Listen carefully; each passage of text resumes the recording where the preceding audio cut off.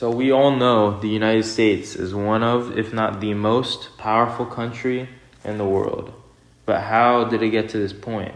How did the United States develop and get into the powerful position it is in today? All the way up from 1754 to the present, the United States has had significant historical events which has led to it becoming a global superpower. And although all time periods are important and vital to the construction and development of the U.S., we believe that 1954 to the 1980 had massive impacts especially, and specifically led to the development of the United States as we know it today. The document that most significantly impacts this post-war time period is the Truman Doctrine. After World War II, the U.S. began to grow weary of the spread of communism. Americans believed that communism threatened their government, values, and beliefs. As a result, the Truman Doctrine was issued as one of the first preventative measures against the spread of communism from the United States. It sought to give $400 million to Greece and Turkey in order to stop them from falling into communist hands. This document preluded to the upcoming ideological war against the Soviet Union, known as the Cold War. The Cold War consisted of the US and Soviet Union competing over dominance through various proxy wars and the arms race. The document would accentuate the US's fear of communism and laid the groundwork for the upcoming decades. The artifact that probably had the largest impact on US and the rest of the world during this time period, 1945 to 1980, was the atomic bomb. The atomic bombs deployed in Hiroshima and Nagasaki were one of the major turning points in World War II, and that led to Japan ultimately dropping out of the war, even with their kamikaze and fight-to-the-death ideology. The bomb made by Oppenheimer and approved by Harry Truman killed between 129,000 and 266,000 people. After World War II, these atomic bombs developed by the U.S. greatly shifted the balance of power in the world and led to the development of the U.S. as a global superpower. This new devastating weapon led to the beginning of the arms race between the U.S. and the Soviet Union. This incited fear in many Americans, as bombs that could level cities and shake countries were in the hands of their enemies, when tensions were at an all-time high. This tension reached new heights during the Cuban Missile Crisis, a 13-day standoff between the U.S. and USSR that almost plunged the world into a nuclear war. During the crisis, the U.S. was made aware that missiles with nuclear warheads were being installed in Cuba and being aimed at the U.S.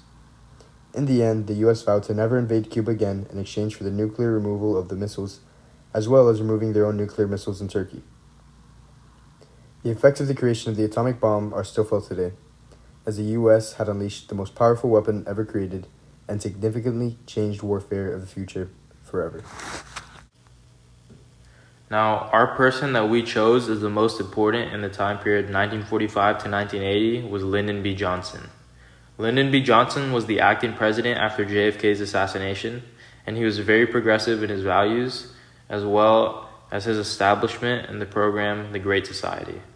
He helped forward things such as the Civil Rights Act of 1964, which banned racial discrimination in public facilities.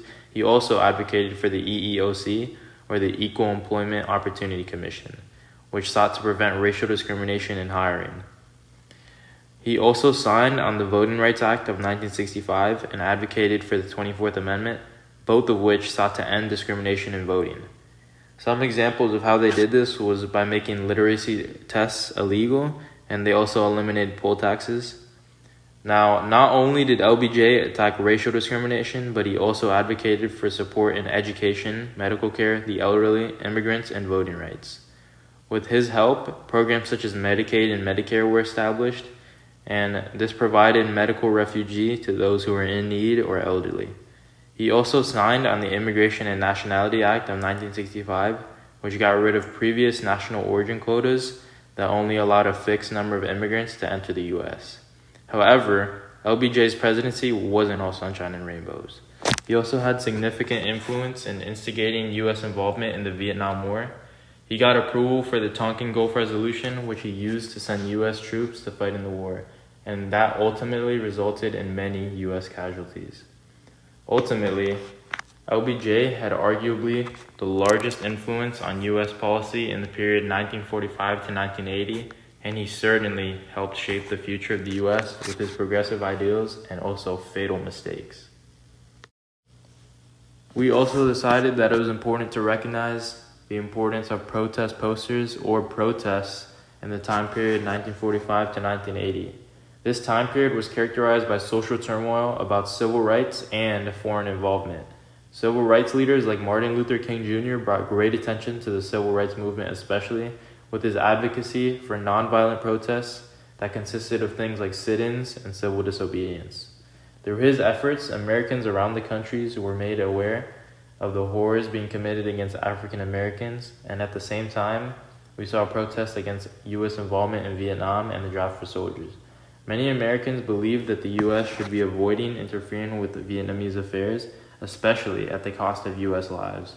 This conflict could also be seen in Senate with the Doves, which are peace lovers in the Senate, and Hawks, which are war supporters.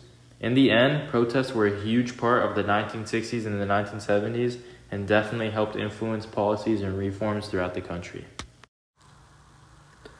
Although there were many social and political impacts during this time period, there were also major social movements which forever left a mark on U.S. history.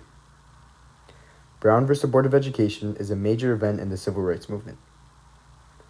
Brown versus the Board of Education led to a ruling deeming segregation in schools unconstitutional and allowed African Americans to get the same education as white people. These laws, set in the court case, also reversed the laws made in Plessy v. Ferguson.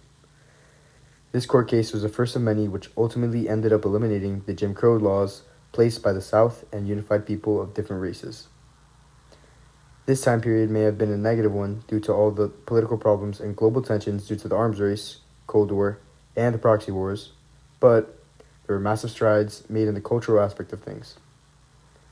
Brown versus the Board of Education was truly a massive step forward for African Americans and paved the way and gave hope to masses of people that segregation could end and that African Americans can truly be seen as equal to other races. Ultimately, the time period 1945 to 1980 is characterized by the U.S.'s fear of communism and high political tensions in the Cold War, as well as U.S. involvement in Vietnam. However, it is also important to know that the U.S. was experiencing a revolution of its own on its home front of social reform and political justice, as things like Medicare, voting rights, and segregation were all addressed. In the end, it is a culmination of all these things that make this period so influential in the history of the U.S. and especially impactful today.